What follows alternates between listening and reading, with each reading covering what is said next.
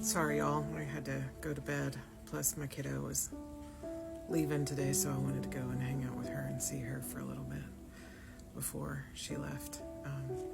But I wanted to go ahead and talk about, this is the fourth video, kind of a bonus to that, and this is kind of a standalone, but it's how to have a healthy beginning to a relationship. If you have been stuck in a narcissistic relationship kind of cycle where you continuously attract that sort of thing, and it tends to happen to people who have grown up in that, or who have some codependency issues, who have some low self-esteem stuff going on, which is totally normal. I'm going to tell you that is not weird that you have those things. I'm going to tell you the majority of people have those things, just because of the way that our society is today and how many relationships and the people that we have access to. So it is not weird that you have that stuff going on. Just want to put that out there. It's just part of learning how to be better in a relationship, which is a big part of why we're here, is to learn how to have relationships with people and establish love and connections with people. And you won't know until you know, kind of a learning experience. But people who have that trauma, they tend to repeat it until they learn how to enter into relationships in a more healthy way. And this is not something you can pretend to do.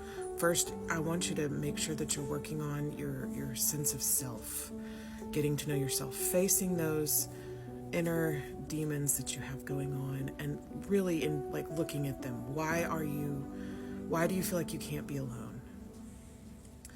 Why do you feel like this person is going to complete you when really they should just be an asset? People are not there to complete you. I'm going to tell you, that is the false narrative that we tell ourselves because we've watched too many Disney movies. Not that I don't like them, because I love them, but that's your Beauty and the Beast kind of syndrome. It's this expectation that everything will be perfect and that you will feel whole once you marry somebody or you get into a relationship with somebody. That's not true. That's not true. You will feel just as empty, if not more empty, once you get into that relationship, because getting into a relationship, it doesn't fill you. It just brings out the things that you need to work on.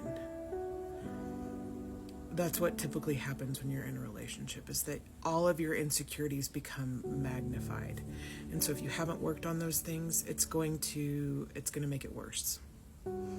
Especially if you're attracting a narcissistic relationship into your life. It's going to make it 100 times worse. Take it from somebody who knows. I know. Self-worth, I'll talk about that eventually. Once I get kind of a setup going, but it's a lot of affirmations. It's a lot of looking at yourself.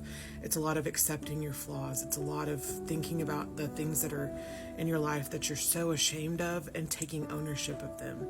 And the things that you've done, I'm going to tell you, there's power in owning the things that you've done. There is power in it. Power and stability and identity and owning the things that have happened to you and embracing them even though they hurt. And there's something to that's going to help. But starting out in a relationship, it's going to feel really weird when it's a healthy relationship. You're going to wonder if they even love you. You're going to be like, they don't love me. They can't love me, because they're not love bombing you, and that's what you're used to, is love bombing. They're not making it feel perfect right up front, and that's what you're used to, is the Cinderella kind of feel. And you're probably addicted to that in some sense of the word, and it makes you feel really good, but then you're just looking for that over and over again in your other relationships, which you keep looking for that, you're going to keep attracting those people. So in a real relationship, you need to remember, slow and steady wins the race. Slow and steady wins the race. Give yourself time to get to know that person. Slowly. Don't overcommit quickly. That's the key. Slow and steady wins the race. You just slowly get to know them, and it's going to feel like they aren't, because if they aren't love bombing you, you're going to be like, oh, they must not love me. they're just being healthy. They're setting healthy boundaries. And your boundaries, this is the thing that you have to do. One thing I want you to do before you start dating, or even if you're in a relationship right now, I need you to stop what you're doing, get a journal, and I want you to write down what it is that you will accept and what it is that you won't accept in a relationship. What do you want out of a relationship?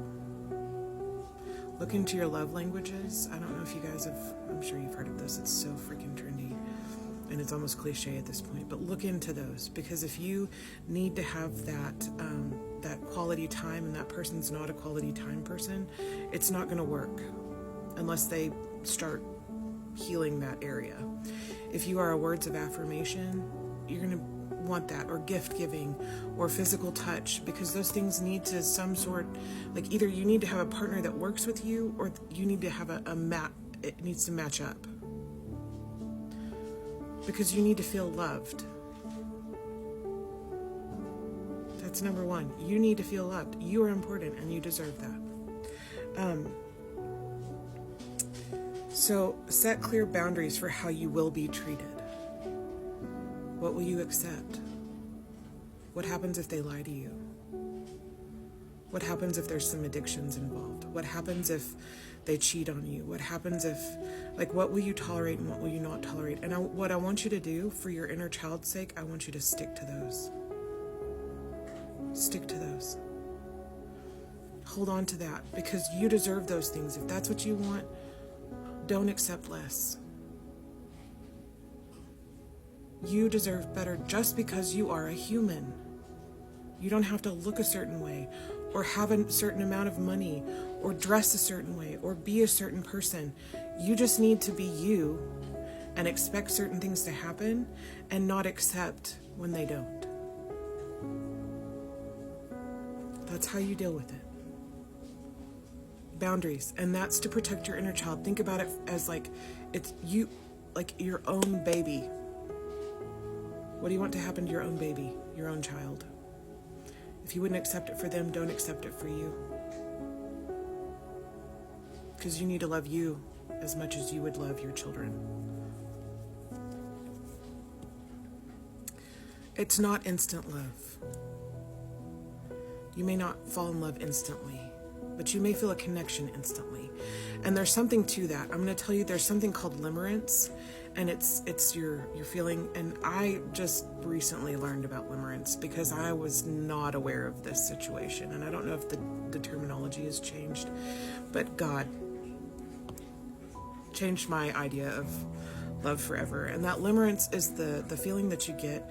It's that high that you're addicted to when you first meet somebody and you can't. It's not love, it's called limerence. And it's this feeling of, oh, I can hardly handle it. It's the butterflies, the limerence. But that's not necessarily love. Love takes time to develop. And that's okay. It's okay that you aren't in love right away. That's what's going to happen. Okay, I want you to keep your friendships and your family relationships. I want you not to give up on those. Don't give up on time on those. Make sure you maintain those whenever you're in that relationship, because you're going to need a community outside of each other. Are they okay with you doing that? If they are, then they're good. They're healthy. If they aren't, if they're trying to get you to cut everything off, or if you feel like you need to cut everything off, no, they need to work with you. You need to have a life outside of them. Okay?